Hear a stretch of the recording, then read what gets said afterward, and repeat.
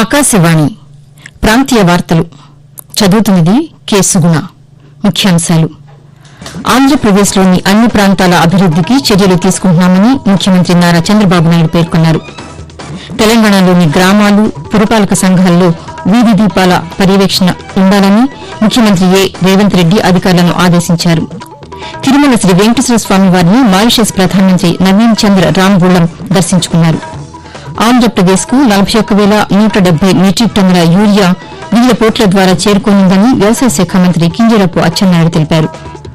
అంతర్జాతీయ ఓజోన్ పరిరక్షణ దినోత్సవాన్ని ఈ రోజు నిర్వహిస్తున్నారు. ఇక వార్తల వివరాలు. ఆంధ్రప్రదేశ్లోని అన్ని ప్రాంతాల అభివృద్దికి చర్యలు తీసుకుంటున్నామని ముఖ్యమంత్రి నారా చంద్రబాబు నాయుడు పేర్కొన్నారు. అమరావతిలోని రాష్ట సచివాలయంలో నిన్న నిర్వహించిన కలెక్టర్ల సదస్సులో పలు అంశాలపై ముఖ్యమంత్రి ప్రసంగించారు. యానం దిగువ టోపో ఆవరణలో దక్షిణ నైరుతి గాలులు వీస్తున్నాయని అమరావతిలోని వాతావరణ కేంద్రం తెలిపింది.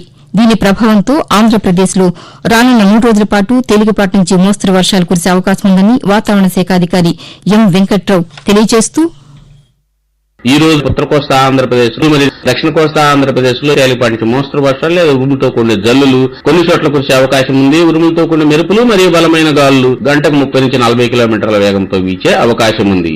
రాయలసీమలో ఈ రోజు తేలికపాటి నుంచి మోస్తరు వర్షాలు 1 లేదా 2 చోట్ల కురిసే అవకాశం ఉంది. భారీ వర్షాలు వైఎస్ఆర్, చిత్తూరు, అన్నమయ్య జిల్లాలో 1 లేదా 2 చోట్ల కురిసే అవకాశం ఉంది. బలమైన గాలులు గంటకు 30 నుంచి 40 కిలోమీటర్ల వేగంతో వీచే అవకాశం ఉంది.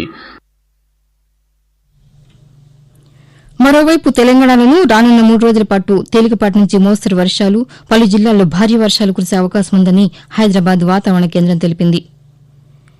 ప్రాంతీయ వార్తలు ముగించే ముందు ముఖ్యాంశాలు మరొకసారి. ఆంధ్రప్రదేశ్లోని అన్ని ప్రాంతాల అభివృద్దికి చర్యలు తీసుకుంటున్నామని ముఖ్యమంత్రి నారా చంద్రబాబు నాయుడు పేర్కొన్నారు.